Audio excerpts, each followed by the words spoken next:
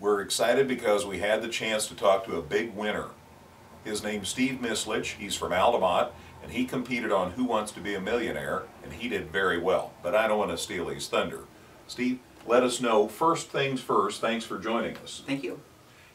Tell us what you won. Okay. I ended up winning $25,000 in the end. Now to me that's exciting. That was exciting to me too.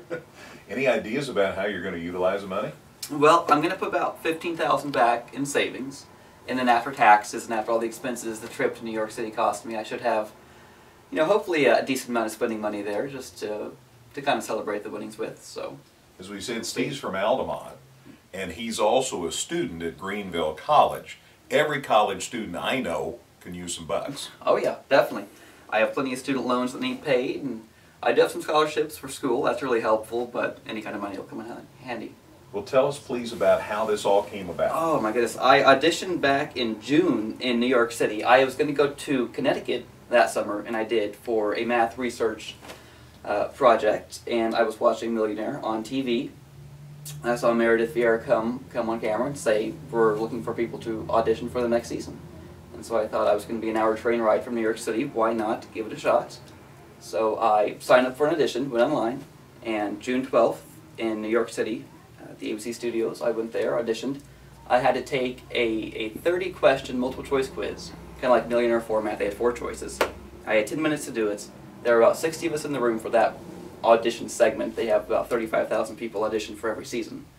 So I did not think my odds were too great of succeeding. But we took the quiz, and about 10 of the 60 passed the test. And then from there, 10 of us went on to an interview with an intern for ABC. And if they liked us, they sent us over to the executive producer of the show to do a video interview where they videotape us and ask us some more questions. Wow. And only about 2 out of the original 60 got that far. And then I got a postcard in the mail a few months later saying I was in the contestant pool, able to be chosen for a contestant to be on the show.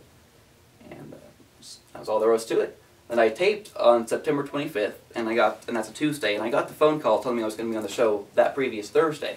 So I didn't have too long to prepare. Wow. I guess not too long to be nervous, though. No, that's true. I just bought the plane ticket, and then just a few days later, I was on my way. My goodness. How much of what happened was what you expected, and how many things were totally unexpected? The studio where they taped was so much smaller than I expected. You look on TV and it looks pretty big. You think there might be hundreds of people at the studio all clapping and following along.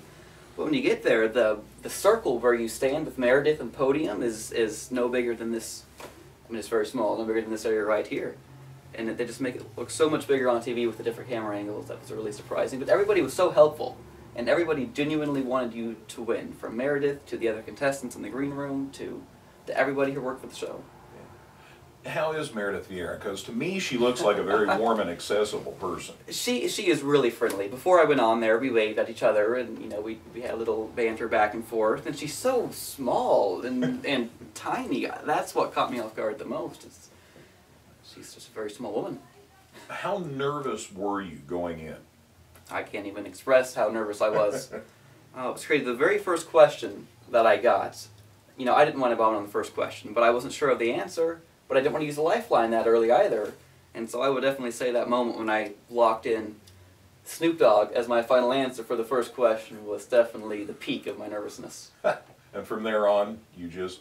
I was just focused on the question. I tried to avoid thinking about Meredith and how millions of people are going to watch me on national TV. I just tried to concentrate on the question, just get as far as I could. So what do you think you learned about yourself from this experience? Well, you can just do about anything if you try. I mean, I just went to New York from Connecticut thinking there was nothing that was going to come of this, and then really anything could happen. So anybody, I don't mean to put words into your mouth necessarily, but your message to others would be, if you have a dream, go for it. Yeah, just go out there. Even if the odds of getting successful at it are so small, just try it. What's the worst that could happen? Don't stay at home. Go out there and go do things and see what can happen.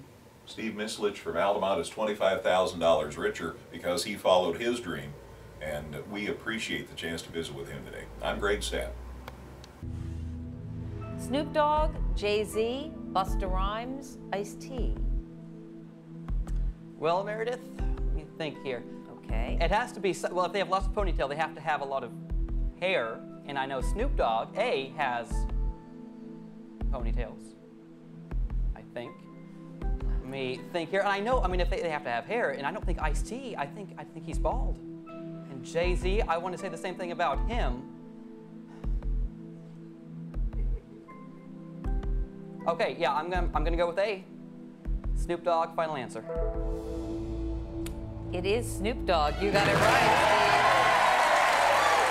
Nice way to start. All right, let's start building your bag.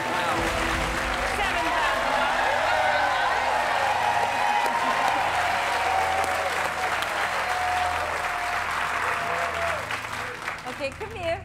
I'm coming. All right, Oh. 13 away from $1 million. Oh. Hygiene history.